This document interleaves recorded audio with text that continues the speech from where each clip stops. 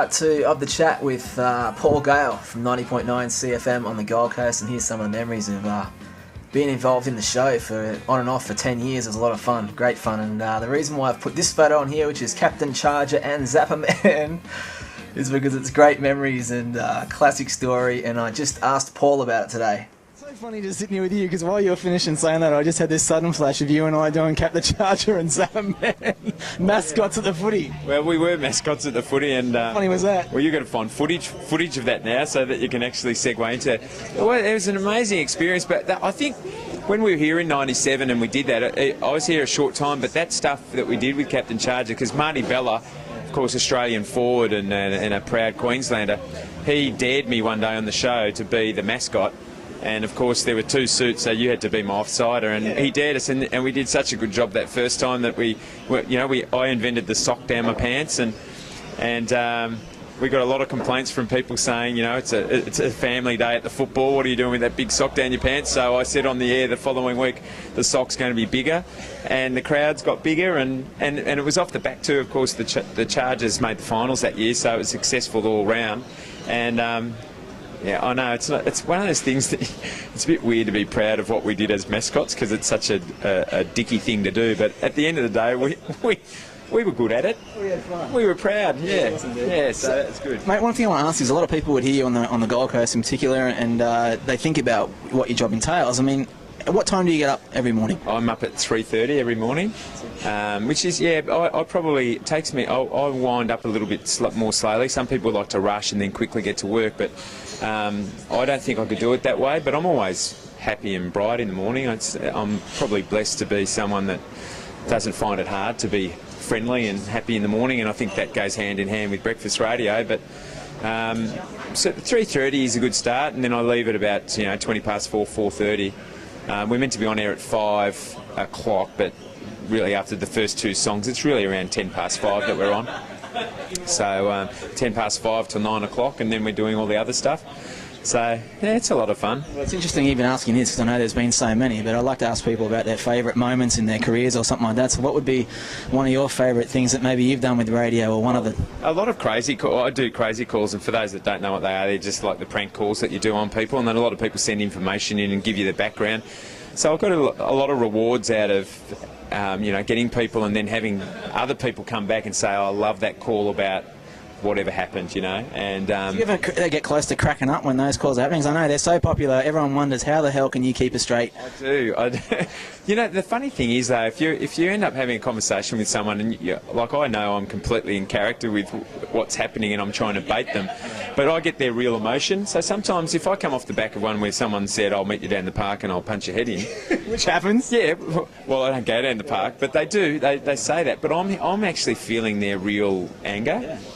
So I come off those sometimes and I feel really tired, Yeah, it's kind of like, it's really weird. And I'm so relieved that once I finally say, oh no, you're on the radio, that they're like, oh, can't believe you got me, But they're good fun, and they're pretty effective too on the radio. I think a lot of people like listening because they go, thank God it's not me, and they like, I think they feel a little bit better about themselves when they hear someone else in an awkward position. But some people mightn't like them because they do feel sorry for, who you get. But yeah, but they make great radio, mate. They're an absolute crack up, and it's always awesome to see people. I think when I travel around and see people doing what they love and what comes naturally, I think for you, absolute natural what you do, it's awesome. But what sort of things would you like to still do? Like, do you still have plans of other stuff you want to do? Mate, there's always, I did TV for a little while there, for about 5 years with Channel 9 on the Gold Coast, and a little bits and pieces with Channel 10 earlier, and then Channel 9 on the Gold Coast, and some in Brisbane too. And there might be some other opportunities coming up in TV, so I enjoy that. Primarily I enjoy radio better because of the immediacy with the reaction that you can get from being on.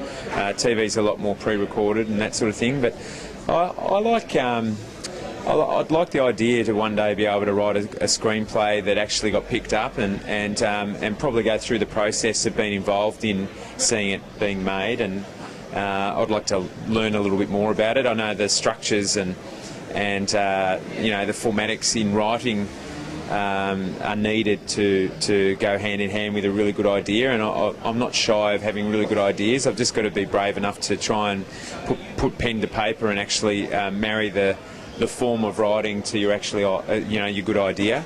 I sort of dabbled in it already, and with some of the results in reading back, I think I've got the potential to do it, but I think I've also got to probably knuckle down and allow myself to do it. So it will happen, but if I don't hurry up, I'll miss the boat and I'll turn around and say I should have done that. So it is something that hopefully I'll be able to come up with something soon. You know that I've always wanted. I mean, we've talked about it together for years and years. In fact, I think from memory, when we were doing radio together, I was kind of encouraging you to do the same thing, and you're further down the path in doing it than what I am, which makes me envious sometimes, but certainly not jealous. I'm excited to see what you're able to produce, and hopefully that will encourage me to do the same thing. And we've always talked about working together on something. Yeah. I'll be on your coattails there, brother. Well, mate, I was going to ask you about the ultimate dream, but you're talking about that with your writing you like to do as well. As I love asking people that. But what advice would you have for someone out there that, even not on the Gold Coast, anywhere with the internet, they wake up and they want to be on the radio and be a character like you? Like, what sort of things would you tell them to do? The funny thing is there's so many different parts of being a radio announcer. They're so different, and I think the first thing is know your capabilities as quickly as possible. Delusions of grandeur can come in there, but having said that, you don't need that to block yourself from having a dream. So I think go through the process of trying to get involved in a radio station as quickly as possible, whether working or doing a work experience, and then go through the process of knowing who you're going to be on the radio.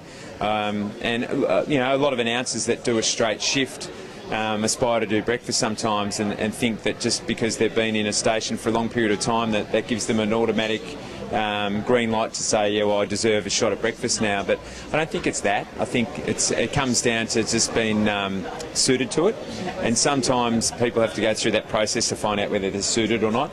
But it's a great industry, but it's hard, and you can get spat out. There's a lot of people that go in and they dabble on the outside, and they've got a lot of ability, but they just don't see it through. They're not persistent, and they don't stick at it, and they lose that drive, and they lose. They're impatient, if you like, and it means that they don't really want to do it in the end. And I think that comes from seeing what you want to be at the end of it, rather than actually go through the process of actually living and doing it. I mean, it's the same sort of thing that I'm probably thinking about with wanting to write screenplays. I can actually feel the grandeur that comes with it at the end of being successful, rather than actually going through the process. The journey.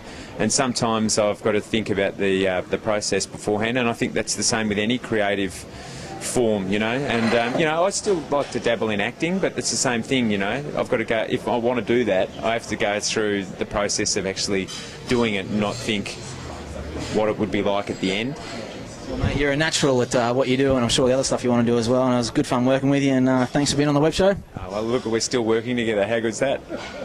Although you're interviewing me, this is a bit odd. Can I interview you next? And you're working your way from the ground on down, your way from the ground on down, on.